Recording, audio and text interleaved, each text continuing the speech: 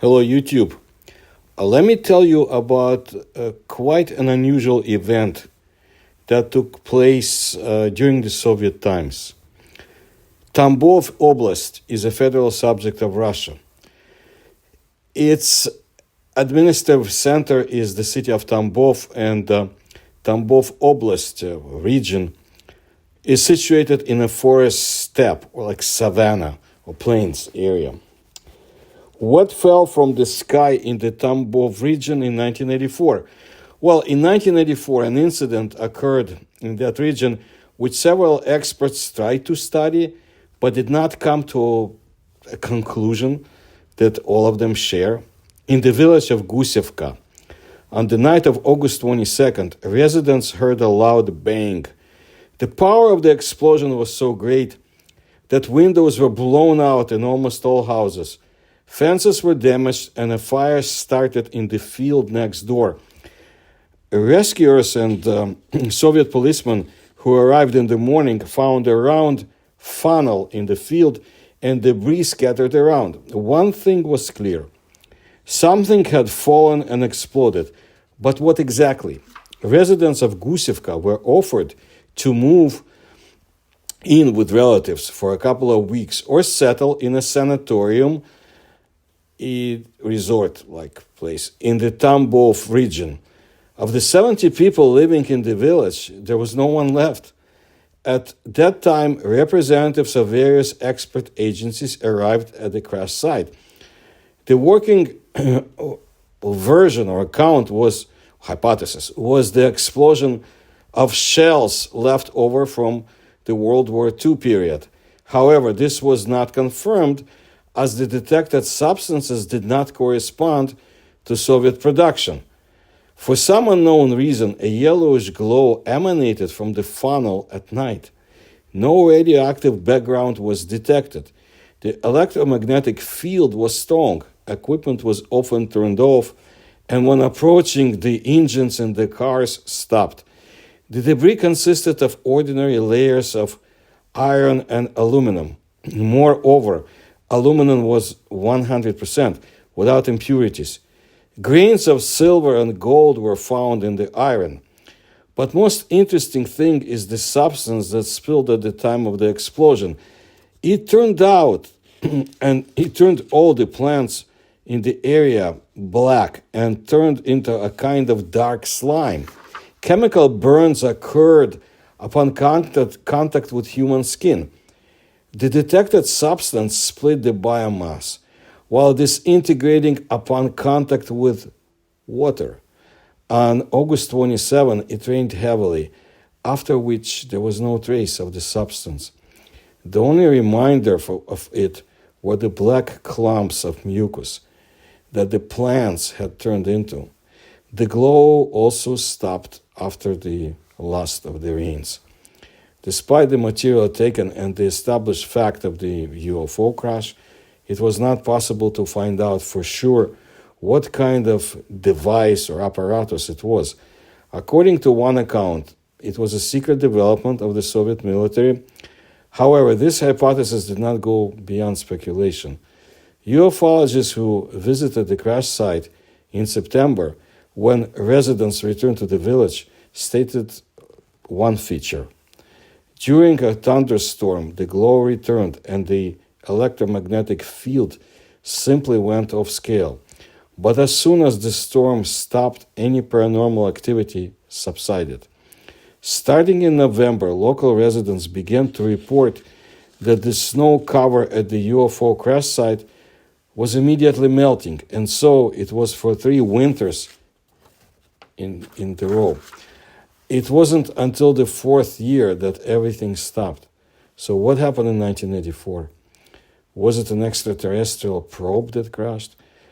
Unfortunately, I couldn't find any information on the conclusion of this. And since 1988, independent researchers and ufologists, no matter how many times they came, they couldn't explain the phenomena. There were no recording of any credible explanation. So this is the best that I have about that area. But in 1984, in the Tambov region, crop circles, according to Cosmopoisk, that Russian research, paranormal research organization I often mention in my videos. You see, in various regions of the Soviet Union, those crop circles began to appear en masse in the early 1980s. So in 1984, something similar was recorded near Tambov, although based on the data obtained much later than the event. I also want to give you some comments from the Russians who read about this strange case. I will read them as they appeared online. Here we go.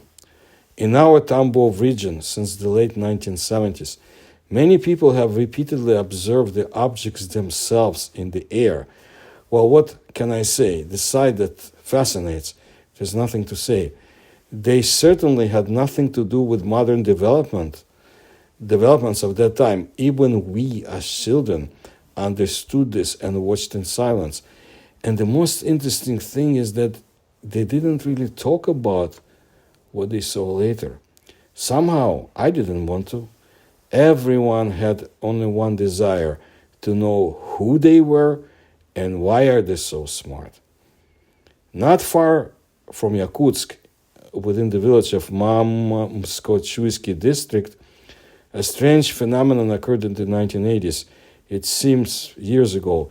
It was researched by late Vadim Chernobrov. I personally had an amateur photo of a disc hovering over the village.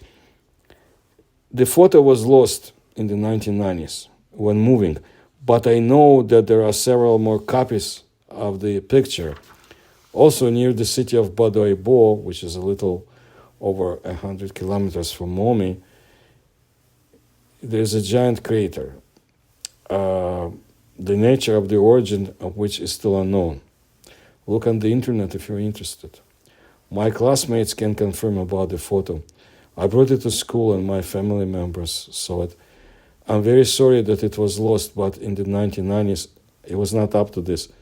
Everyone left the village urgently. Interesting signs after the UFO disaster are described.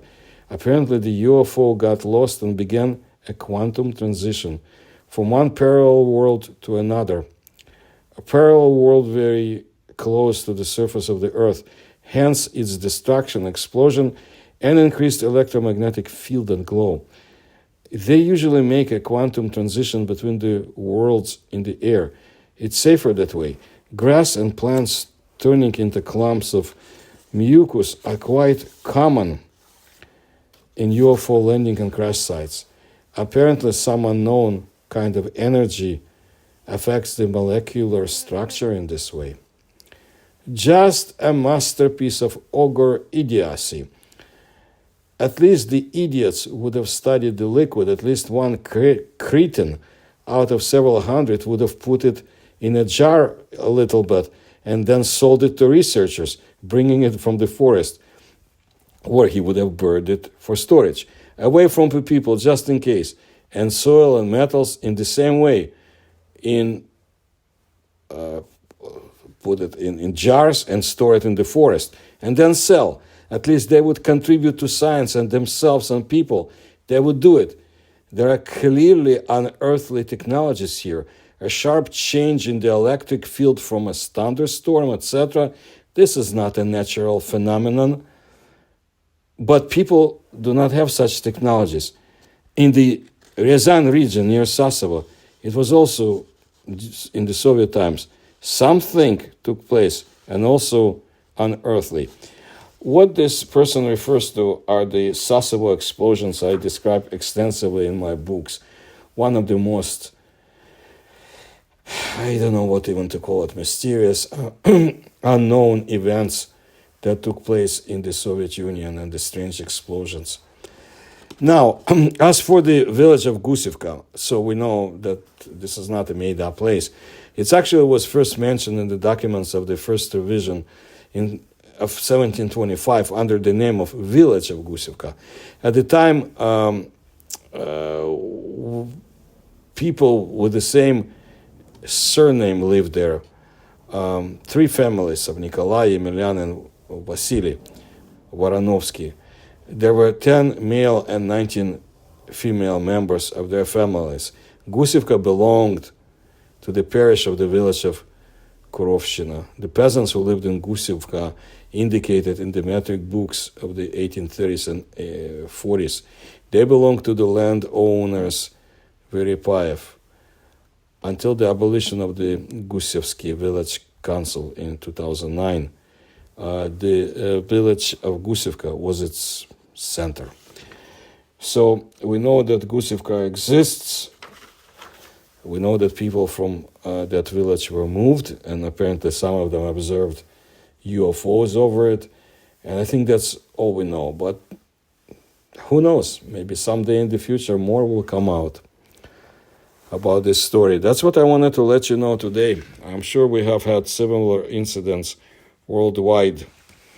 And it's good to record this for posterity so people know. And of course, people should realize that when it comes to UFOs, it's not only the United States or United Kingdom, worldwide. Russia is the largest country in the world. It has had UFO sightings for hundreds of years, even more if you look at my videos. China, I would say over 5,000 years. And then there is India.